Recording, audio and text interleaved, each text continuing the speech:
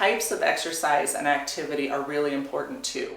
Because while most anything can fall into a cardio exercise if you do it fast enough and intense enough, there are also some that are better to start with.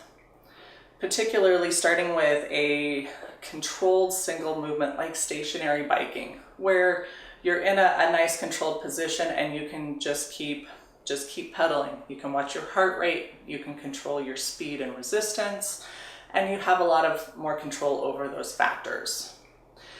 Now, things that are not good to start with are impact activities. So you always want to start with the non-impact. That's your walking, your biking, things like running, basketball, anything where you're doing some sort of jumping, that is an impact activity. So when you're walking, you're doing 1 to 1.2 times your body weight is the amount of force going through your joints. When you go into an activity like running, you're doing 3 to 5 times your body weight. That is a huge difference. So you want to start with the easier one. You don't want to take off and start running, or if you've already been running and you're struggling with it, you may need to move back into a non-impact activity first and build up your strength and your stamina before you transition back into impact. Swimming is one of those activities that can fall into both categories. Because swimming is non-impact, if anything, it's less than body weight. It works great, your body's supported.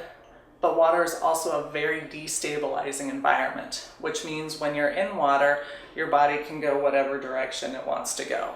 And so unless you control it, you can get into positions that are painful, that don't work well, that are going to cause you problems. So what this means is if you're a swimmer and you've been a swimmer for a long time and it works well for you, great.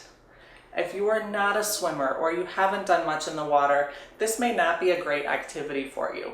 And you really need to learn that control and how to stabilize and use those core muscles before you start participating in water activities. So once you feel comfortable with doing a single direction movement, like biking, walking, or even the elliptical, because that's a great non-impact activity, then you can progress into multi-directional activities, which in the end are going to be more beneficial for you.